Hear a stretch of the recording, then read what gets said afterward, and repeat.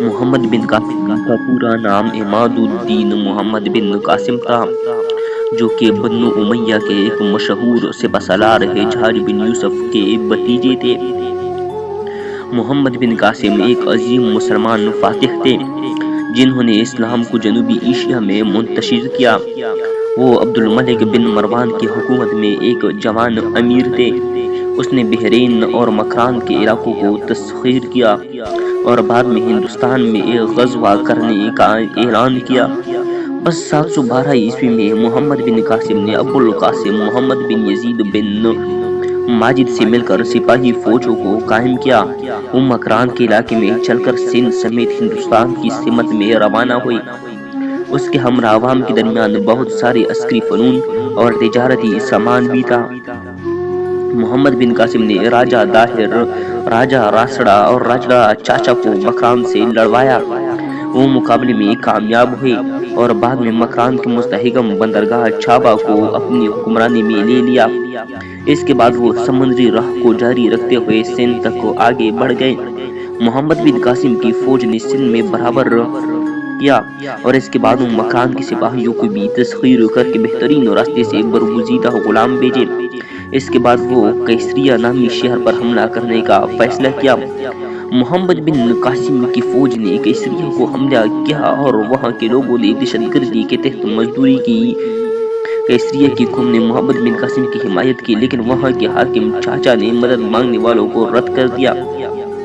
محمد بن قاسم نے برابر یوں کے ساتھ لڑائی شروع کر دی۔ برابر یوں کے ساتھ لڑائی شروع کرنے کے بعد کیسریہ کو اپنی حکمرانی میں لے لیا۔ اس کے بعد وہ مکران کی جانب لوٹ گئے اور مکران کے شہر برج کو حاکم بنا دیا۔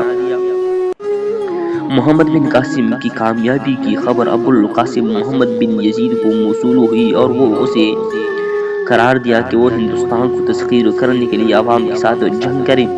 محمد بن قاسم نے تشدد کے بغیر عوام کو دہشت گرد نہیں بنایا۔ وہ اسلام کے عظیم اصولوں کو پیروی کیا کرتے تھے اور اس نے اپنے عوام کو انصاف دیا۔ اس کے بعد وہ ملوک و سپاہیوں کے دوست بنے اور وہاں کے راجوں کے ساتھ امانت و وفاقت کا روابط قائم کیا۔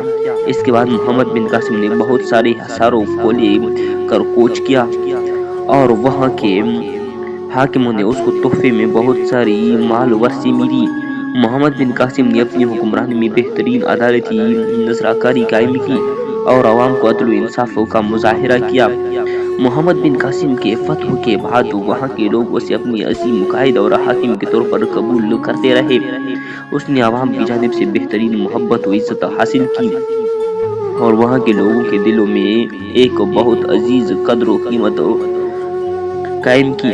محمد بن قاسم نے اپنی زندگی کے دوران بہت ساری مقابلات اور لڑائیوں میں شرکت کی۔ وہ ایک شجاع اور راستوار فاتح تھے جو اپنے مقصد تک پہنچنے کے لیے ہر ممکن کوشش کرتے رہے۔ محمد بن قاسم کی مکمل کہانی بہت لمبی ہے اور اس نے مسلمانوں کو فخر کا موقع دیا۔ اس کی کامیابیوں کا سبب اس کی قوم کو ایک ساتھ جمع کرنا، عدل و انصاف کا فروغ دینا اور انسانی حقوق کی حفاظت کرنے میں تھا۔